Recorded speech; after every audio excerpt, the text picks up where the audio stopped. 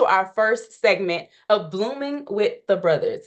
Much like giving Black women their flowers, this is someone who's a part of either Smox Media Group or the Ari Kenzo Foundation Network. We're letting you into how they think, how they operate, and the goal is for it to be an inspiration to you, a motivational word. So, without further ado, I'm bringing to you someone who can give us all of that and more. I'm going to allow Darren Hagood to introduce himself, and I want you to just tell me about the many sides of you, specifically work, music, ministry. So yes, Darren Hagood, the founder, co-founder of Heal Your Love, period, along with my wife Gloria. It's a Black wellness organization, originally based out of Long Beach, California, where we met. But now we're based in New Jersey, provide breathwork, sound healing, and guided meditations, prioritizing the Black community in the Northeast. But I'm also a music artist, a rap artist. I've been doing that for 15 plus years around there, making all types of music in the rap genre. And then what would I say in terms of ministry? I'm a pastor's kid. Both my parents are ministers. So I grew up in the church and went on to Bible college for undergrad, then got my master's degree in seminary, and still taking my time with the PhD program over there at Fuller Seminary. And so I have a lot of time in ministry, studying the Greek and the Hebrew, doing all these different things for the Bible. But the different paths that I've taken, whether it's in breathwork and sound or even musically, have expanded my religious parameters to a greater sense of spirituality and embracing the collective humanity. And so it's all those different sides, always working at one time. Right? They are in tandem, working cohesively, and I'm going to get more into that in a bit. I do want to spotlight the fact that you do work with your wife, Gloria. She's also exceptionally trained, holds multiple degrees. Tell me what that's like. How do you all work and operate together? Yeah, so I mean, it goes back to when we first got married. We was in the program together, right? So we were both in undergrad, master's degree, studying together, finals together, everything. Um, the first jobs we got, I think, late into undergrad, I was working at the UPS store, and she was working at this grocery store called United. But they were right next to each other, so we take our lunch breaks and go see each other and everything like that. Um, but then after that, we just did our best to always work in the same context. So we work in the same churches or the same jobs. Even right now, like we do Heal Your Love together. And so Gloria works as the sound healer. She reads all the stuff on the sound frequencies and plays the different bowls that go up, and they help to heal certain areas on the chakras in the body and different things like that. While I got certified in breath work.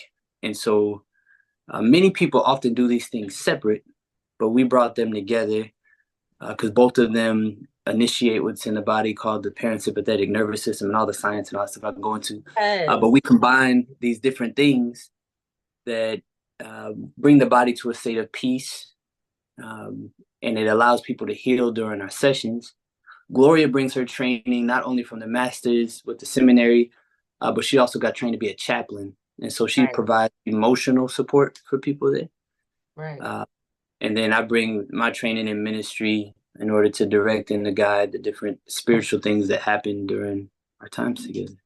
I mean, of course, and a lot of people don't know this yet, but that's why you all are Sage's godparents. Moving along, I want to talk about your upbringing and how it has influenced your views, because you're talking about being a spiritual, pastoral person, minister, and you hear sound bath or you hear breath work. People may not think the two go together, but you were brought up in a particular way, and it's very much influenced your view. Manhood, fatherhood, being a husband. Tell us, what were you taught, either directly or indirectly, and how has it, kind of led to where you are now in your spaces? Yeah. So my mom is from South Central LA. My dad, who raised me, is from Compton. My dad, who I'm named after, Darren Hughes, Is from LA as well. And so I grew up not really between three parents. My dad was uh, the one who I share the same name as. He went to prison when I was 6 years old. And before that time is when my dad, who raised me, Rudy Hagood, stepped in and married my mom when I was like 2 years old. So I kind of grew up in this interesting dynamic going on there. My mom started in the Nation of Islam, um, and my dad grew up in this uh, conservative church called the Churches of Christ, and so they had an interesting way of meeting each other. But that's what I was raised inside of. Um, you already know this, Bree, but for those listening, right, it's a church that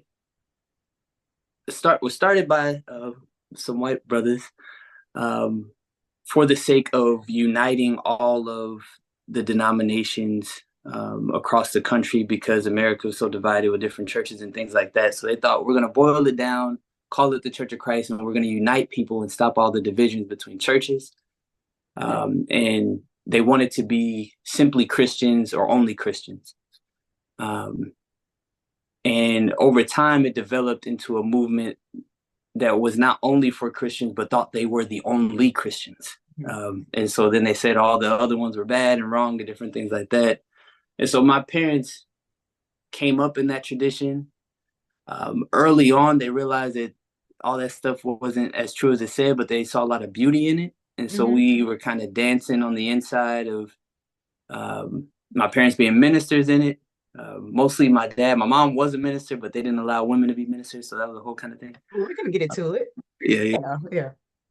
Um, and so I grew up in that type of dynamic with all the other things that people could put onto a conservative Christian in terms of trying to live pure or not saying profanity or all these different things you might want to say.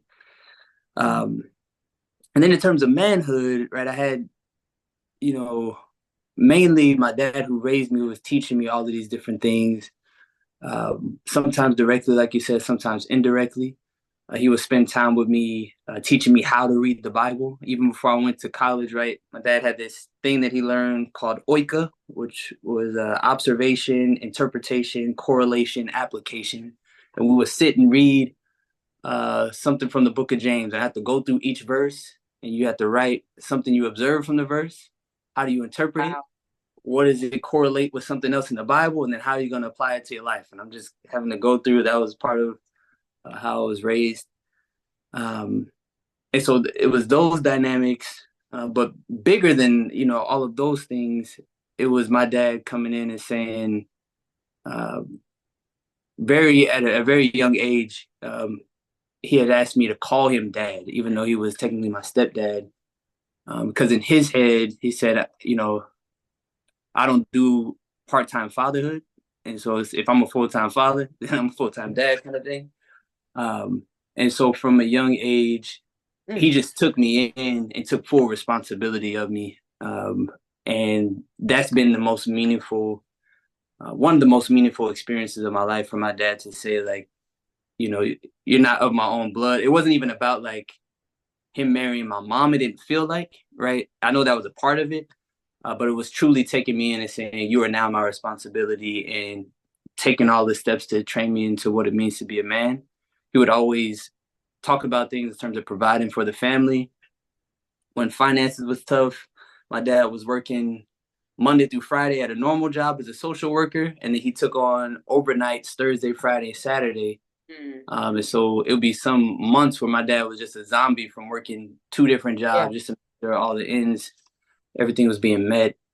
And so it was those different things that were instilled in me. You take care of your family. You do what it takes in terms of sacrificing whatever your needs are, whatever it is, to make sure that everybody's okay. So spirituality there, manhood there, and then my other dad was in the background trying to give me some other good manhood tips as well. And so it was a lot being poured in. Yes. So I want to know if there's any advice, especially with all the work that you've done, the people that you've even counseled, the learning that you've gone through personally, experientially, your advocacy. I could go on and on. Okay. Mm. Any advice you want to give to people who may relate to various elements of your story, whether they just relocated around the country, across the country like you have, or Mm. folks who were ministry leaders or maybe independent music artists, you name it. I don't know if this is advice because I guess I'm in a space where I don't be trying to give advice. Um, but I can speak about what I'm processing myself. Cat Williams said to start the year, this is the age of truth.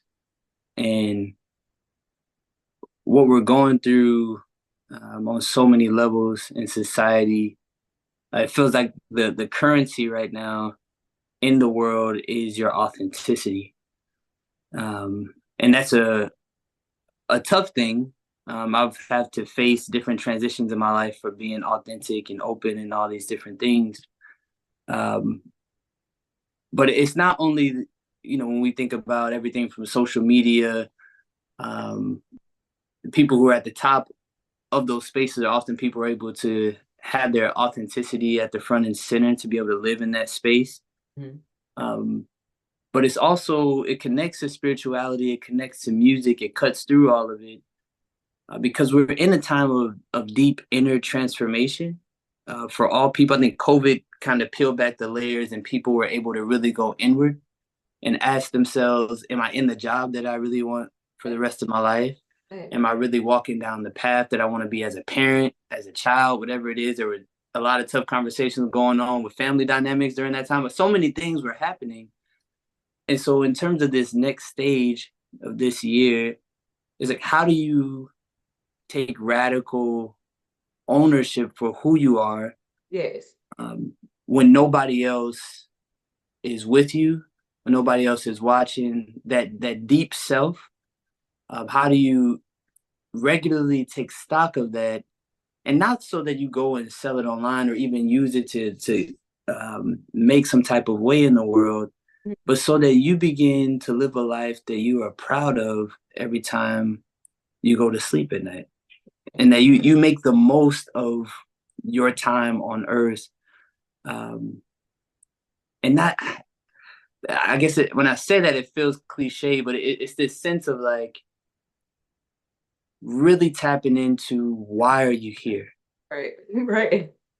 right? And so like if we um, people have different beliefs about how we came here or why we took on these human bodies to come to earth, but whatever that is for you, like how do you begin to speak the truth to yourself about what that is, even if you don't have to tell anybody else, even if it's not about sharing it with your family or even people close to you? How do you begin to have that narrative in your own mind about why do I exist and what am I here to contribute, and start to live in consistency with the truth that you know about yourself, Mm-hmm. so that you truly feel a deep resonance with your own purpose? And so that's all. That's what Thanks. I'm working through and processing. I think Likewise. it's a good thing, but we'll see. But what are your plans to help heal the planet? Yes. So, like I said, we've been doing this breath work and sound healing, and then it's got this ministry and the music and all these different things. And so I'm piecing together all these dynamics, um, specifically because I feel this internal pull to create spaces that make spiritual awakening more accessible. Mm-hmm. Right?